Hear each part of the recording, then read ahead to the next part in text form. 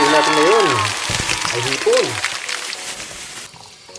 Ang gagawin natin ngayon, ipaghiwalayin ng sabaw at ang hipon para tumagal ng ilang araw. Umpisahan na natin. Yan. Ilagay natin ang kasirola. In English, pot. In Korean, nembi. Yan ang ating word for today. Tignan muna natin yung stove. Maglagay ng tubig. Ilagay na rin po ang hipon. Bali, ang diskarte po ngayon ay pakukuluan lang po. Tulad nitong ginagawa ko, marami na rin pong gumaya sa akin dahil okay daw, masarap. Sabi nila, kesa sa may bawang na may Sprite. Ito, natural lang lasa. Diskarte po natin ngayon ay tubig at asin lang. Sapat na.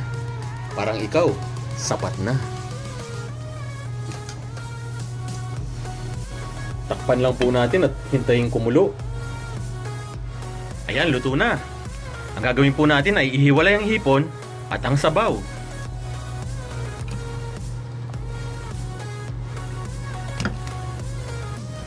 Ayan, nailipat na po natin. Bali, ang gagawin po natin sa sabaw ay lalagyan ng sangkap para sa sinigang.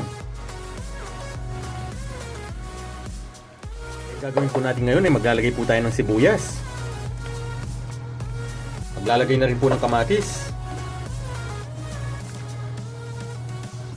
Ilagay po natin yung sili.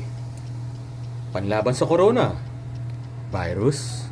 Lagyan po natin ng konting sinigang mix. May sponsor. Lagyan ng magic sarap. Tanggalin lang po natin ang bula. Dito kasi sa Korea, madaling makahanap ng mga appliances sa labas, ng mga tinatapon. Malamig ang panahon kaya hindi ko na pinulot yung rep na nakita ko sa labas. Kaya ang gagawin natin, paghiwalay na lang ang sabaw at ang hipon para hindi agad masira. Kung sakaling masira ang sabaw, may hipon pa na ulamin. Lagyan na po natin ng gulay. Shigomshi. Shigomshi or spinach in English. Ayan, takpan na po natin.